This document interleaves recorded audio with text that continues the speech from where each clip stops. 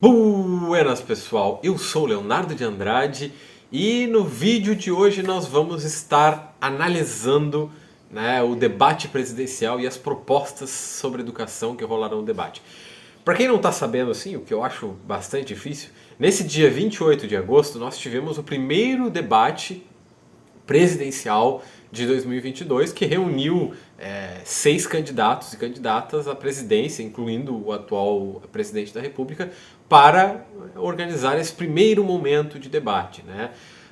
O debate aconteceu na Band, na Rede Bandeirantes de televisão, e envolveu, entre várias temáticas, como imposto, segurança, vacinação, alguns pontos também sobre educação.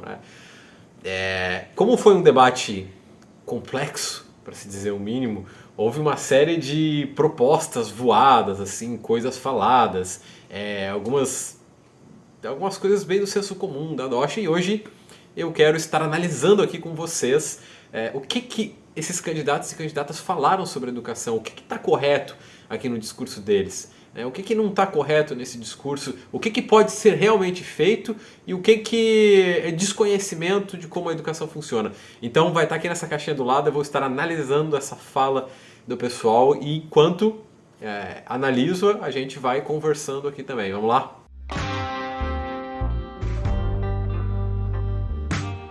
Agora primeiro é a entrevistadora, a jornalista que faz uma pergunta geral sobre o MEC.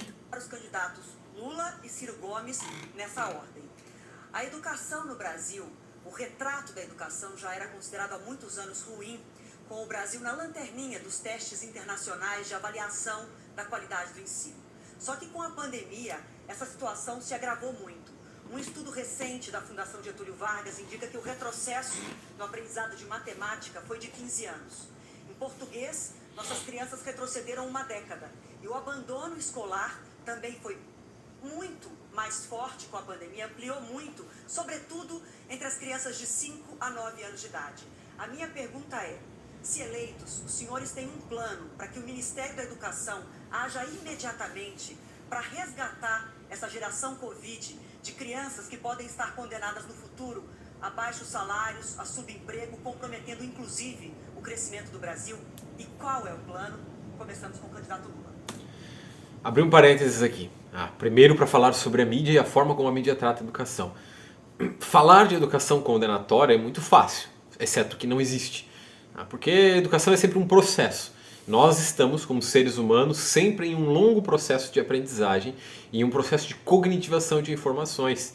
Uma pessoa, não é porque parou de estudar hoje e precisou trabalhar, enfim, não está condenada ao fracasso relativo à sua vida. É claro, as condições capitalistas vão colocar situações desiguais perante essa pessoa, como não conseguir emprego, às vezes por conta da escolaridade, uma série de relações. Mas ela não está condenada. Condenar alguém é um grande fatalismo. Dizer que a gente tem uma geração Covid de pessoas condenadas para o resto da vida é um fatalismo, um equívoco e eu até diria uma falta de ética, mesmo enquanto gente que tem conhecimento. Não dá para ser. Tem gente que volta a estudar aos 80 anos, cursa faculdade, enfim.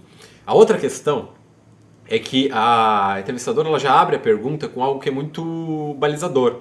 Ela já abre perguntando sobre os índices internacionais. Isso é muito comum da mídia, quando ela fala sobre educação com supostos especialistas que existem. A coisa sempre gira em torno dos índices. Como é que o Brasil vai nos índices? Como é que o Brasil mede o conhecimento das pessoas?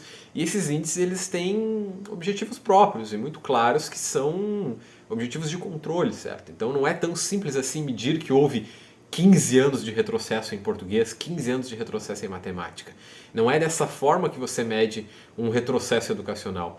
Ademais, a gente poderia entrar numa discussão muito intensa sobre o que é retrocesso educacional.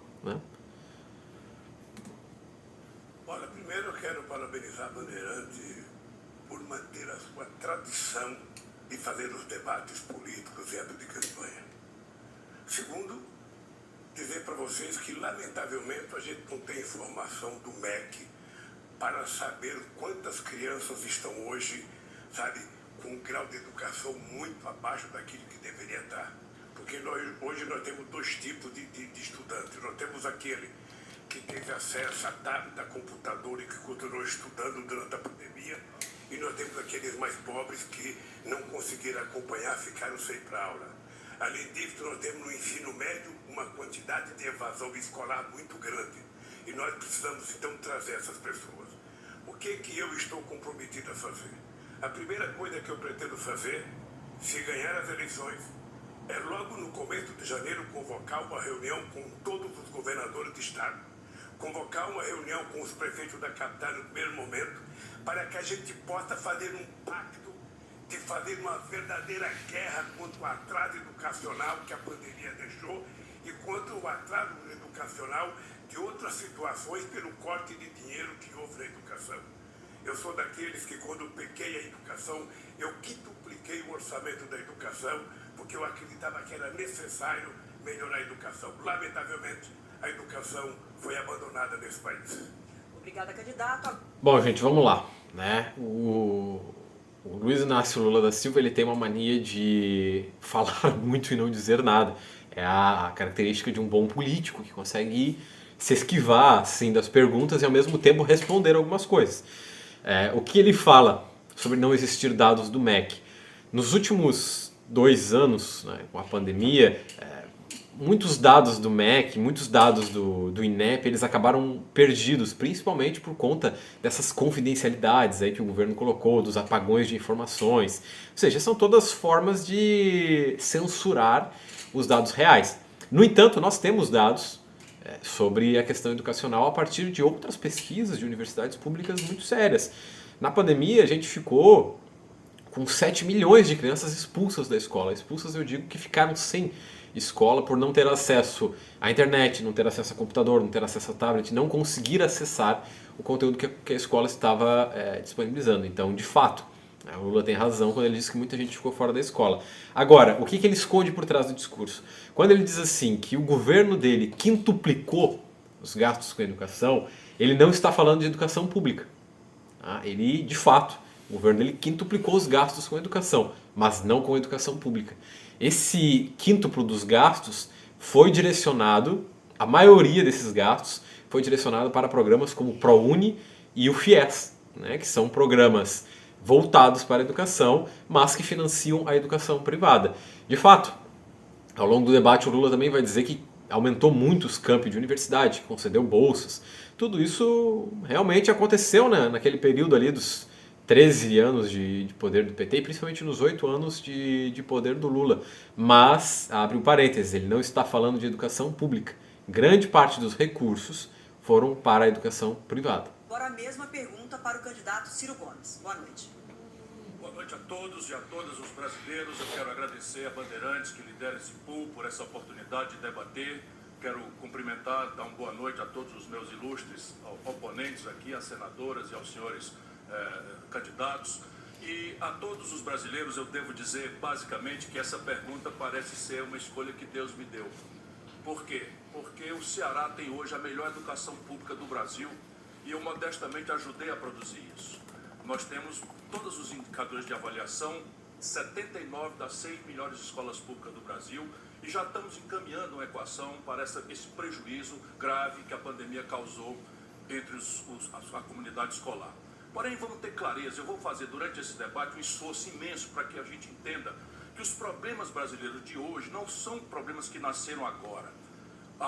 O descuido com a educação brasileira parece ser um projeto de governo.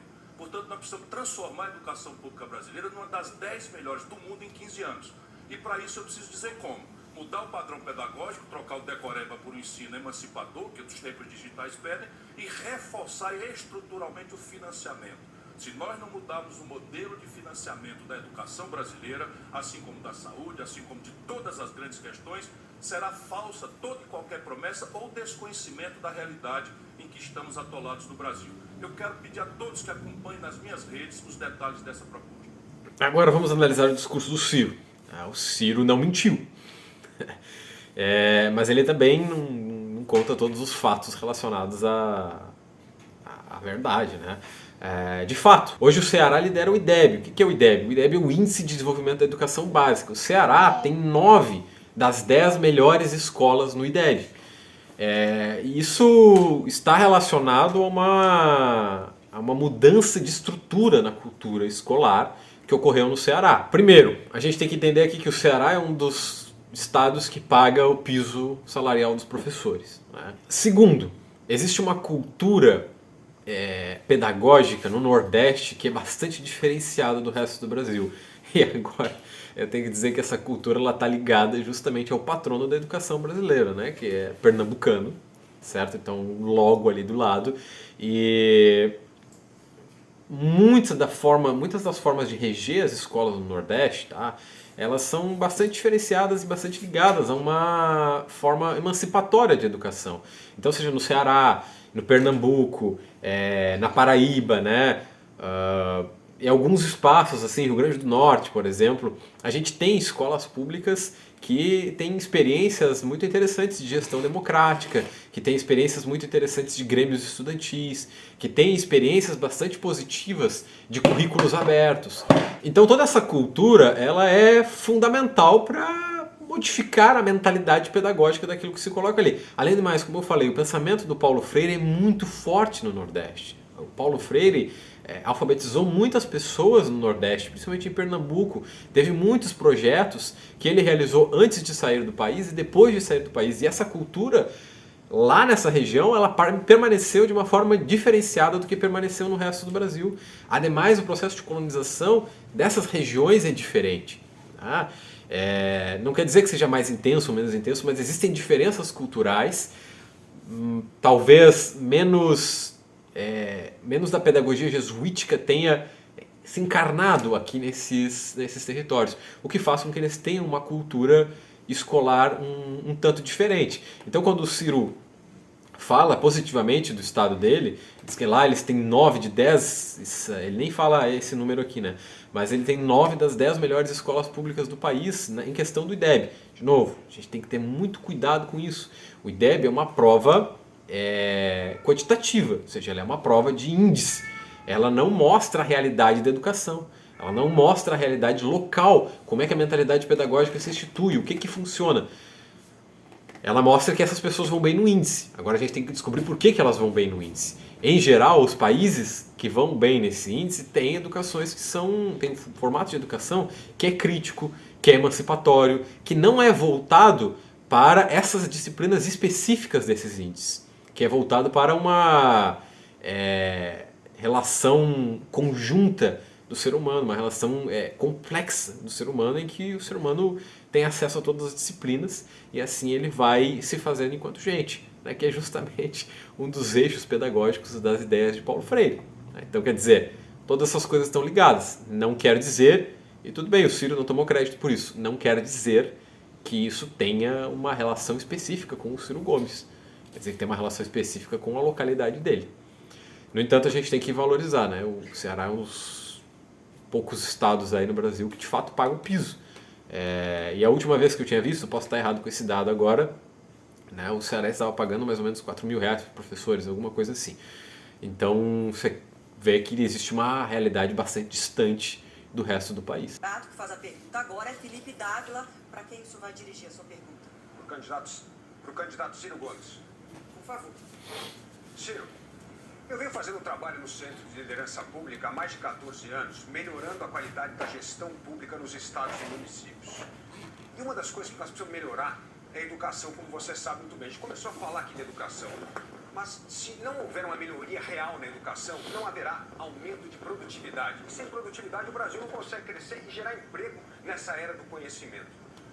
E eu queria perguntar para você, neste Brasil, em que nós gastamos 5,8% do PIB com educação há tantos anos, as crianças continuam não aprendendo, os professores continuam não ensinando, e eu pergunto para você que tem um exemplo de sucesso em Sobral, como você tem mesmo no Fundamental 1, o que é que nós precisamos fazer para acabar com esse descalabro da educação? Agora, recentemente mesmo, mais de 4 ministros da educação, roubo no FNDE, como sempre. O que é que nós temos de fazer para ter uma educação de qualidade? Porque não é gastar dinheiro, é transformar a educação de qualidade no brasileiro. Professor Felipe Dávila, eu lhe saúdo e agradeço essa pergunta. Vamos lá, gente. O Felipe Dávila. na fala dele existe todo um discurso neoliberal impregnado, né? Isso está colocado nas palavras que ele utiliza. Quando ele fala assim, o Brasil gasta 5,5 do PIB, 5,8 do PIB, né, ele falou, em educação, né? E gasta muito. Peraí, o Brasil não gasta muito em educação. A meta do Plano Nacional de Educação era chegar a 7% do PIB. Quer dizer, a gente tem alguns dados relativos ao gasto de educação e, por exemplo, comparado aos países que mais gastam com educação no mundo, o Brasil não chega nem na metade. Por exemplo, a OCDE fez um levantamento agora há pouco mostrando o gasto do Brasil na pandemia e o Brasil ficou em uma posição péssima relativo aos seus recursos destinados com educação na pandemia. Então, quer dizer, um dos pilares do discurso neoliberal é que a gente gasta muito com educação, depois vai ter uma das candidatas que vai falar sobre isso, e acaba rendendo pouco. E aí ele faz o seguinte paralelo, produtividade. O que produtividade tem com educação? No sentido estrito, muito pouco. A educação ela é uma ferramenta de transformação do ser humano. Mas quando a gente coloca a educação a serviço do capitalismo, a serviço do tecnicismo, principalmente, a educação ela deixa de ser ferramenta transformadora, ela se torna capital humano. Então, quer dizer, quando o sujeito é bem educado, quando o sujeito teve acesso à educação, ele vira ferramenta de produtividade. Então é isso que ele quer falar. Assim, ele não está perguntando, olha, como é que a gente faz uma educação de melhor qualidade para ter sujeitos que sejam críticos, emancipados, que consigam entender a realidade. Ele está dizendo, não, como é que a gente faz uma educação que eu consiga produzir exército industrial de reserva, que eu consiga produzir gente para trabalhar para mim por baixos salários, mas que ao mesmo tempo tenha um mínimo de capital cultural e não seja completamente analfabeto. É esse o discurso que está colocado aqui no Felipe W. Agora o Ciro vai responder. É que tipo de educação nós oferecemos? De fato, com o mesmo dinheiro que nós aplicamos, já poderíamos ter, como o Ceará mostra, um padrão de educação muitas vezes melhor para o filho do trabalhador e para a filha do trabalhador. Por quê? Porque o padrão de escola que se oferece hoje na rede pública, salvo muito maravilhosas exceções, é o ensino do século XIX, é o ensino do século XX, é o decoreba, é o ensino sem graça, é o enciclopedismo raso, em que o menino é obrigado a decorar coisas que não têm sentido para ele em tempos de Google. Isso é puro lixo. Essa é a primeira grande questão, mudar o padrão de educação para oferecer uma pedagogia da teoria digital, do mundo do conhecimento. A outra, Felipe, entenda, é financiamento. O Brasil gasta per capita muito menos do que aquele padrão que a Europa, por exemplo, gasta, que os Estados Unidos gastam, e hoje nós estamos obrigados a competir com eles, em terceiros mercados ou no mercado brasileiro. Me pergunte na sequência como fazer isso, e eu também, se tiver oportunidade, quero dizer ao povo brasileiro que eu serei o presidente da educação e aquele que vai cuidar do bolso da família pobre brasileira. Olha, para colocar o Brasil entre os melhores países do mundo, nós temos de focar no aprendizado do aluno. A gente desperdiça dinheiro público com a máquina pública. Isso não melhora o aprendizado do aluno. A criança... Eu vou falar do Ciro aqui, tá? Porque o Ciro comentou duas coisas importantes. A primeira é a pedagogia que nós temos instalada. O Ciro, ele chega a utilizar alguns termos freireanos ali, emancipação e esse tipo de coisa. Então vejam, o pensamento de Paulo Freire, ele é muito enraizado no Nordeste. É por isso, não é à toa que o Ciro fala dessa forma, e quando ele fala sobre educação, ele fala algumas coisas que se aproximam de conceitos. Mas ele não quis sair de cima do muro e falar em educação freiriana como o Estado dele trabalha. Então ele falou uma educação emancipatória digital, um negócio assim. Quer dizer... Ele falou tudo e não falou nada, sabe? Quer dizer, ele disse que a gente precisa atualizar as escolas porque a pedagogia está muito atrasada. E de fato, a gente tem problemas pedagógicos graves. Grande parte das escolas no país ainda utilizam quadros digitais, não tem acesso ao computador, não tem acesso à internet. Mas isso não é porque os professores não querem. Tem muito professor bom por aí que está tentando e faz trabalhos maravilhosos com o impossível às vezes. Mas é justamente porque não tem infraestrutura para conseguir aplicar uma pedagogia que seja inovadora, que seja emancipadora no quesito digital. Mas também existe uma estrutura dentro da máquina pública que vai delimitando essas ideias e fazendo com que a escola seja um arcabouço de ideias retrógradas, de ideias atrasadas. A dominação cultural que a escola faz principalmente a escola pública, de ter sujeitos voltados para ser um exército industrial de reserva, uma dominação ideológica em que o sujeito não deve mesmo se emancipar, não deve mesmo pensar. A segunda coisa é o financiamento. O Ciro trouxe um dado aqui que eu acabei de falar. A gente gasta muito pouco com educação quando está relacionado ao per capita dos alunos, certo? Então, quer dizer, a gente tem um custo muito baixo, principalmente nas escolas públicas, que gastam mais ou menos por mês, assim, dependendo do estado, 400 a 600 reais com aluno. Isso é muito pouco para que se tenha uma estrutura boa, para que se tenha professores que sejam bem pagos, e tudo isso, toda essa questão do financiamento impacta a qualidade da educação. Não aprende. Nós precisamos votar e investir na carreira do professor, uma carreira para valorização do professor. O professor precisa aprender da aula, o curso de pedagogia precisa mudar completamente. É completamente arcaico hoje. E mais do que isso, nós precisamos investir no ensino profissionalizante para reter os nossos jovens na escola, porque senão existe êxodo de mais de 48% dos jovens da escola. Então, educação profissionalizante, focar na formação dos professores e mensurar o aprendizado do aluno e não ficar desperdiçando dinheiro público com o gasto da máquina pública. Essa é a forma de fazer a educação no Brasil ser de verdade. No governo do PT teve muito gasto com a educação, mas 50% das crianças não estavam devidamente alfabetizadas aos 6 anos e 4 em cada 100 só sabiam o conteúdo de matemática no fim do ensino médio. Aqui o que o Felipe Dávila traz, ele traz alguns dados, né, alguns não são verdadeiros. O governo ali do PT, naqueles 13 anos, conseguiu alfabetizar muita gente e diminuir os índices de analfabetismo. Mas outra questão o cara fala, a gente precisa melhorar a formação de professores. É verdade, mas ele está completamente equivocado sobre os currículos de pedagogia. Hoje os currículos de pedagogia foram formulados, reformulados e reformulados de novo, desde 2015. Então quer dizer, a gente tem várias atualizações nos currículos de pedagogia e eles não estão desatualizados. Os currículos de pedagogia no Brasil tratam das melhores pesquisas científicas que a gente tem. A gente tem boas leituras, bons conteúdos curriculares, a gente tem boas discussões nos currículos de pedagogia. O problema é aplicar isso na realidade concreta. É muito interessante a gente ver lá no currículo de pedagogia boas práticas de gestão, falar sobre gestão democrática, falar sobre construtivismo, falar sobre novas técnicas de alfabetização, ver pesquisas super modernas relativas à educação infantil. Mas aí você chega na escola, né? O professor trabalha 40 horas para receber R$ 1.800 aqui no Rio Grande do Sul. Trabalha horrores, as crianças não têm comida, só vão comer na escola porque é o momento que elas acessam a merenda. O desastre da educação brasileira é medido pelos indicadores de avaliação. Se nós estabelecemos o PISA, que é o termo de avaliação internacional, o que de fato nos recomenda aprofundar o debate. Deixa eu ver, motivar o professor, retreinar o professor para que ele passe a fazer essa pedagogia emancipadora, que a garotada possa ir para a escola interessada em dominar as tecnologias digitais e pensar fora da caixinha do decoreba. Ensinar o mesmo conteúdo de pontos de vista diferentes para estimular a autonomia intelectual. Isso eu já vi funcionando e nós estamos experimentando isso com extraordinário êxito no Ceará. Só para você ter uma ideia, Felipe, 60 de cada 100 alunos do ensino médio do Ceará já estão em tempo integral.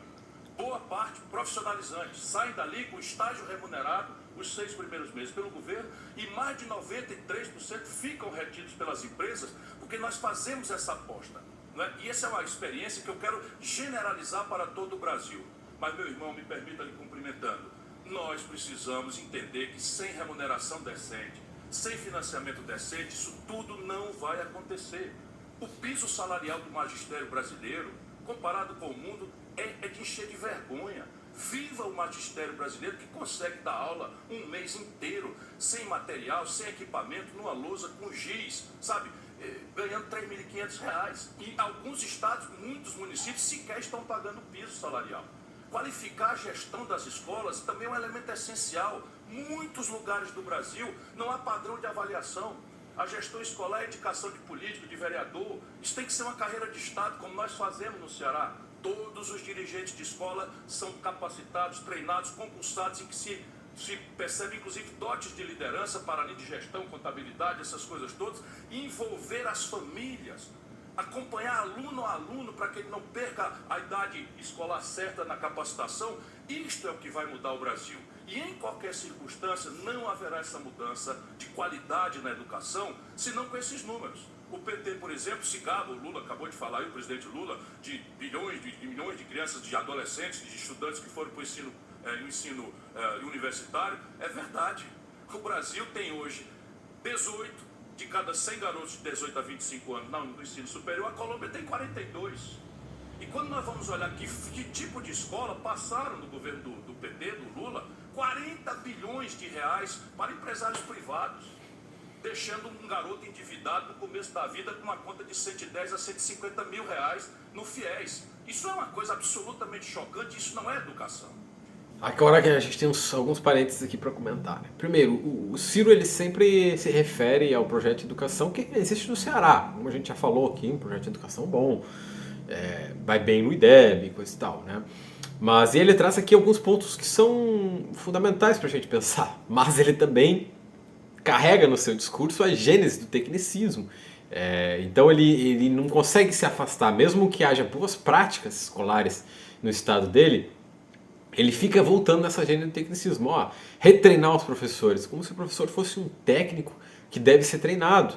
Como é que você treina alguém para ensinar? Você não treina alguém para ensinar, você tem uma preparação pedagógica, né? Uma preparação didática ali para ensinar os sujeitos que você trabalha diferentes conteúdos que vão fortalecer a formação humana dessa pessoa. Mas você não passa por uma reciclagem de professores em que você retreina. O professor está ensinando errado, você retreina ele. Não é assim que a coisa funciona. Mas ao mesmo tempo ele tem razão sobre o magistério. Você precisa valorizar mais o magistério para ter melhores resultados educacionais. Precisa investir muito mais dinheiro nisso. Então, mas de novo ele volta para a questão técnica quando ele fala que a forma de reter os alunos no ensino médio é que eles tenham um emprego, que eles tenham um ensino profissionalizante, que eles tenham escola integral. Ele fala tudo isso, ele larga tudo isso sem oferecer um projeto viável de como se faz isso no restante do Brasil. Você pegar o exemplo de Sobral é uma coisa, agora você falar de educação integral em São Paulo é outra coisa completamente diferente. Então, a educação integral ela precisa ter muito mais financiamento do que a educação tem hoje, ela precisa ter muito mais professores, muito mais corpo docente, e ela precisa ter um currículo muito mais unificado. E quando ele traz a questão das escolas, ele está se referindo ao Ceará de novo, na questão da gestão democrática, né? Incluir as famílias, ter uma gestão democrática, ter uma gestão bem realizada na escola, isso é fundamental para que se tenha uma educação de qualidade. Mas, de novo, ele não diz como isso vai acontecer. Ele não fala, você tem que capacitar diretores e tal. Isso não é assim que funciona uma gestão democrática, não é assim que se inclui as famílias. Não é colocando o gestor através do cargo público, é colocando o gestor da escola através de eleição. E essas são práticas que estão muito mais voltadas, de novo, para as ideias do nosso patrono da educação, que se fortaleceram no Nordeste, do que por uma responsabilidade do Ciro em Sobral ou no Ceará, por exemplo. Candidata Soraya, eu não tenho como professora não fazer perguntas sobre Agora educação. Simone para Soraya. Eu gostaria de perguntar à senhora, a senhora sabe o quanto esta questão é cara para mim. Dei aula 12 anos de direito administrativo, de como é que se administra um estado e um país, e tive o privilégio de tê-la como uma excelente aluna. Mas, infelizmente, educação nunca foi prioridade no país. Educação nunca foi colocada como um projeto nacional de Estado e não de governo. É por isso que os indicadores da educação estão nesse patamar há mais de 30 anos.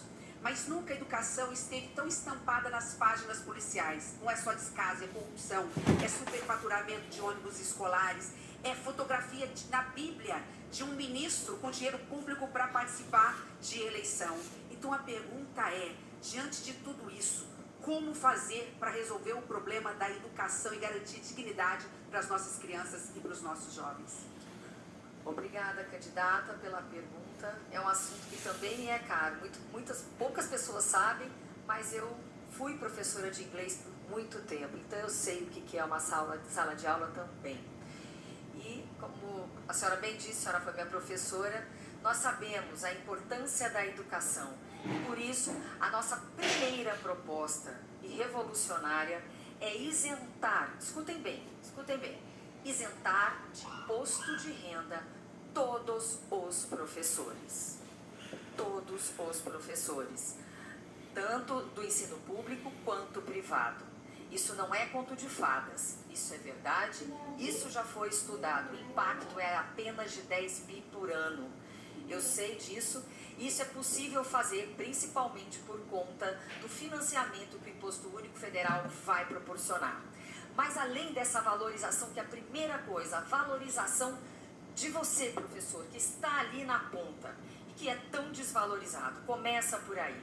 E aí nós temos inúmeras propostas em relação ao analfabetismo funcional, a criação de metodologias autodidáticas. Isso é muito importante para que as pessoas consigam, complementariamente ao professor, aprender sozinhas. Mas uma coisa que eu quero deixar aqui muito claro e que muito me preocupa. Durante a pandemia, nós tivemos nossas crianças fora da escola e o governo não conseguiu fazer um programa que resolvesse isso. Simples seria se ele utilizasse o mesmo método que utilizou o presidente de Portugal, Marcelo Rebelo. Marcelo Rebelo é professor também e ele foi para a TV estatal. Ele foi para a TV estatal dar aulas e contratou os melhores professores do país para dar aula na TV aberta para os alunos. E aí nós temos a nossa EBC, que passou todo esse tempo fazendo campanha para o atual presidente da República. Isso é grave, isso é sério, num governo que prometeu privatizar. Portanto, dentre tantas propostas nossas, que é inclusive incluir a iniciativa privada dentro do nosso sistema para conseguir resolver o problema, o que falta na educação pública, nós incluiremos também a capacidade da iniciativa privada para nos ajudar. Porque no Brasil, contrariamente ao que disse o ex-presidente Lula, atual candidato, nós gastamos muito, gastamos como primeiro mundo na educação e entregamos uma educação de quinta categoria. Isso tem que acabar. Então, primeiro que eu quero falar dela, assim, começar pelo final. O Brasil gasta muito com educação e recebe poucos retornos, né? Isso é um mito. O Brasil gasta muito pouco com educação, tá? Por exemplo, a média mundial de gasto por aluno na educação básica é 1,9 vezes maior do que o gasto no Brasil. Mas só para você ter noção de quanto que o Brasil gasta pouco. E aí ela fala várias outras coisas também ali, sem dizer como vão ser feitas. Vamos criar uma metodologia para autodidata. Não existe metodologia para autodidata. O autodidata, ele é autodidata porque aprende sozinho, de diferentes formas, entende? A gente aprende de diferentes formas. Então você não pode ter uma metodologia específica para o autodidata, porque daqui a pouco ele vai fugir da metodologia e vai aprender da forma dele. Isso é contraprodutivo. Ao mesmo tempo ela traz várias outras coisas, assim, a gente vai tirar o imposto de renda do professor. O professor não vai pagar mais imposto de renda. Como que isso resolve o problema da educação nacional? Como que o professor não pagar mais imposto de renda resolve o fato da escola estar precária, de 46% das escolas do Brasil não terem saneamento básico, né, do piso do professor não ser cumprido, dos alunos não terem comida e terem que merendar na sala de aula, do ensino integral não estar funcionando, das metodologias não estarem adequadas, da gestão democrática nas escolas não existir. Como é que isso resolve a parada? Porque se tirar o imposto de renda do professor é uma forma de valorização, então é uma forma de valorização bastante precária, né? Porque ela diz depois, vamos valorizar o magistério. Ela não diz como valorizar o magistério. Então essas propostas que ela falou aqui são coisas da doxa, são coisas de senso comum, estão envoltas num misticismo ali, primeiro, de coisas que não são reais, como a questão do gasto muito com a educação, de coisas que não podem ser feitas, e ela fala que tem várias outras propostas que deveriam ser feitas ali. Aí ela menciona o presidente de Portugal que foi lá dar aula na TV aberta. A gente poderia ter feito isso, mas isso não teria resolvido o problema educacional que nós tivemos na pandemia. O que teria resolvido o problema educacional que tivemos na pandemia teria sido o governo duplicar o investimento feito na educação, conseguindo computadores e tecnologias para que todos os alunos pudessem ter aulas. Que não tivesse uma evasão tão grande, que tivesse feito uma busca ativa nesses alunos. Essas coisas poderiam resolver, mas nossas propostas aqui que ela falou que são muito superficiais, assim. Sem dúvida, candidata Soraya, valorização do professor é fundamental, cuidar de quem cuida, mas é mais do que isso. Ensinar o professor não apenas o que educar e ensinar, mas como educar e ensinar. Ó, aí de novo tem o discurso da domesticação do professor, que fica o tempo inteiro e esrola em todos os candidatos.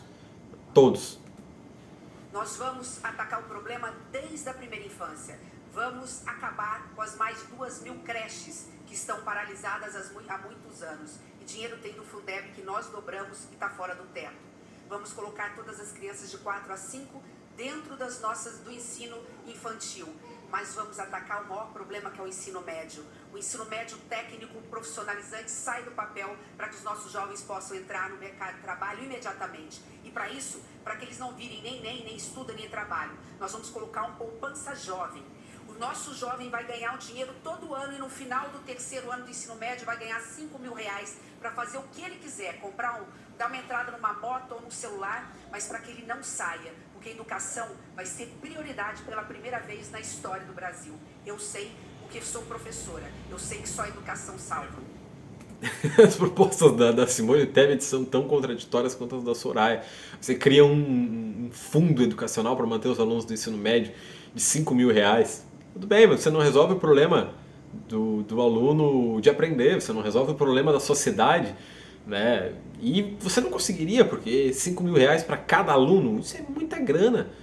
Isso é dinheiro que poderia ser investido em infraestrutura, por exemplo. Aí você diz, vai acabar com a creche, né, e atacar o problema da educação infantil e abrir mais coisas. Ela se contradiz totalmente, nem dá para entender direito o que ela fala. Além disso, né, de novo, volta a questão do ensino profissionalizante, que é um discurso balizador. A Soraya também trouxe uma coisa interessante na fala dela anterior, que foi inserir a iniciativa privada na escola pública. A gente chega no discurso privatizante da escola pública, né, o que é onde gira toda a questão desses liberais que estão falando aqui. Sem falar, brasileiros, do valor da merenda que não foi atualizado. As nossas crianças, muitas delas, têm somente a merenda escolar para comer. É triste demais. Nossas crianças sequer, muitas delas, não têm banheiro nas escolas. Então, assim, é sério, estamos vivendo um maior caos já visto na história desse país. Isso tem que mudar. E eu estou aqui para contar a verdade para vocês, porque eu estou aqui dentro, estou nos bastidores e agora eu posso falar. Esse não é o maior caos educacional que o Brasil já viveu na sua história. Pelo menos hoje as pessoas conseguem ter acesso a um mínimo de educação. Mas ela tem razão em pontos aqui, né? Ela só não disse como resolver esses pontos, o que é interessante e mostra que na verdade ela não se importa tanto com esses pontos. Ela disse que vai ser iniciativa privada, vai acabar com o imposto de renda do professor. Aí ela menciona que a tarifa da merenda não foi atualizada. Importantíssimo. A tarifa da merenda não é atualizada há alguns anos e isso tem precarizado demais as relações escolares, porque tem crianças que vão buscar seu único alimento na escola. Depois, como eu falei, a gente tem mais de 46% das escolas no Brasil sem saneamento básico, algumas sem banheiro, certo? Então, dinheiro resolve essa situação. Mas, de acordo com ela, reduzir o imposto de renda do professor talvez resolva. Olha a contradição aí, pessoal. Nós vamos trabalhar para voltar... Agora o Lula fala um pouquinho sobre educação também. A pauta não era essa, mas ele fala. Investir na educação, as pessoas se esquecem que quem criou o piso escolar fui eu. E muitos governadores não queriam sequer pagar o piso escolar. As pessoas se esquecem que nós espalhamos a universidade por esse país agora. E vou dizer uma coisa para você. O ProUni foi a maior revolução educacional que a gente fez nesse país. Milhões de meninos da periferia, meninos negros e negras, que estudavam em escola pública, tiveram a oportunidade de primeira vez fazer uma universidade que era privilégio de rico, era privilégio da classe média alta. Aliás, filho, você sabe perfeitamente bem que esse país é tão contra a educação que o Peru teve a sua primeira universidade em 1554 e a nossa primeira foi em 1920. Ou seja, a elite brasileira nunca se preocupou em educar. Precisou um metalúrgico sem diploma cuidar disso. Pontos importantes aqui. O Lula fala uma verdade. Tá? Ele sancionou, de fato, o piso escolar. Essa é uma lei do governo dele e houve uma resistência muito grande de vários governadores, vários gestores municipais em conseguir articular esse piso. Ele sancionou, mas ele resolveu o problema? Sancionar não é resolver o problema. Não houve investimento suficiente para que o piso fosse cumprido. Mas, de fato, ele fala uma verdade. Agora, a segunda questão. O Lula adora se gabar do ProUni, principalmente do ProUni. Né? O ProUni fez 18 anos agora e uma das armas de campanha dele é falar continuamente sobre o ProUni, o Programa Universidade para Todos, em que ele fica falando de novo que é uma revolução educacional e que ele inseriu na universidade pretos, pardos, pessoas pobres, todo mundo, e mudou a cor da universidade. Esse é um discurso bastante ideologizante, né? É uma coisa bastante complexa, é um tema delicado. Agora, o que ele esquece de falar com o ProUni é a quantidade absurda de dinheiro que ele deu para as instituições privadas. Tá? O que ele esquece de dizer aqui nessa defesa do ProUni, pessoal, é que o ProUni deu muito dinheiro para as universidades privadas. Por exemplo, de 2003 a 2017, então vejam, 2003 quando o Lula entra no governo, em 2017 ele já não estava mais, mas os recursos foram aumentando. Foram ampliados, nesse espaço de tempo, 1.255% dos recursos destinados ao setor privado via o FIES e via o ProUni, com muito mais investido no ProUni. Essas despesas, esses recursos representaram 16,7% dos recursos totais com a educação.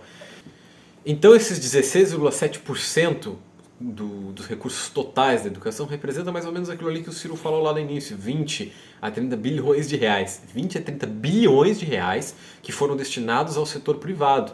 Por exemplo, esses recursos representaram, em 2016, 2013, se eu não me engano, 70% do orçamento bruto da Croton, né, dos lucros brutos da Croton.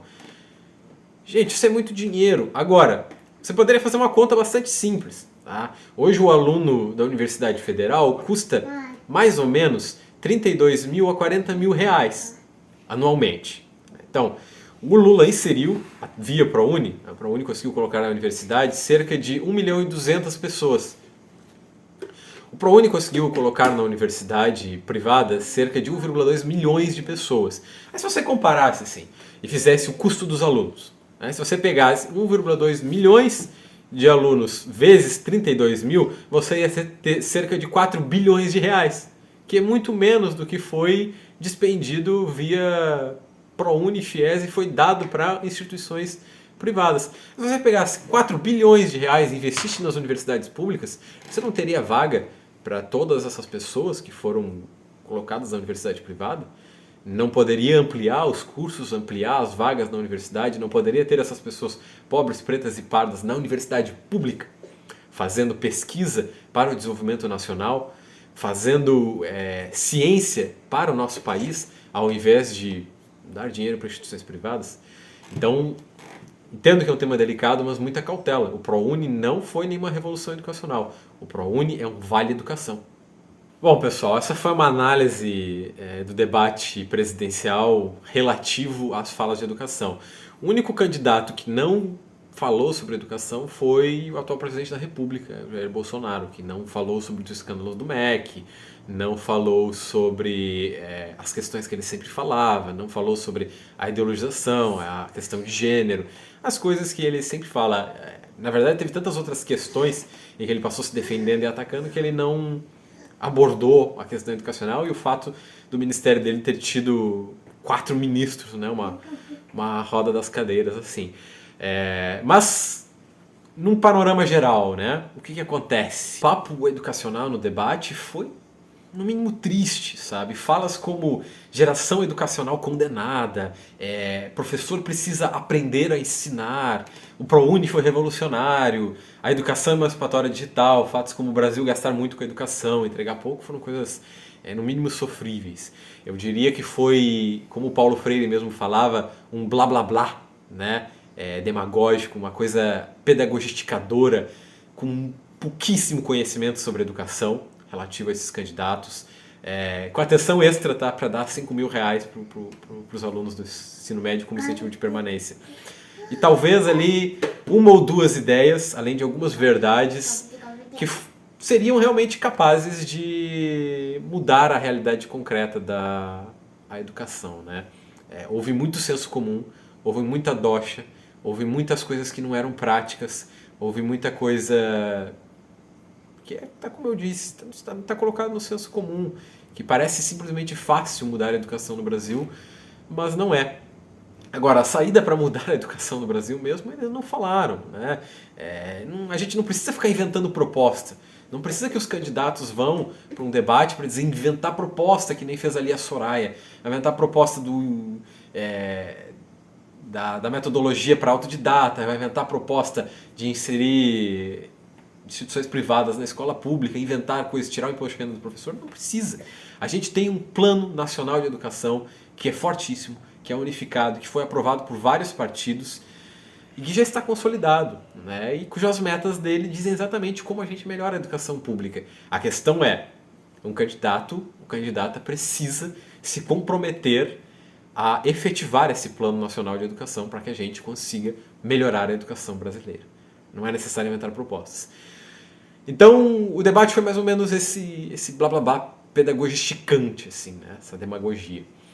Espero que vocês tenham gostado desse vídeo. Foi um modelo diferente de fazer, eu sei que talvez tenha ficado um pouco longo, mas é isso aí, pessoal. Não esqueçam de deixar o gostei aqui embaixo, me seguir nas redes sociais, e uma lua, um queijo e um beijo.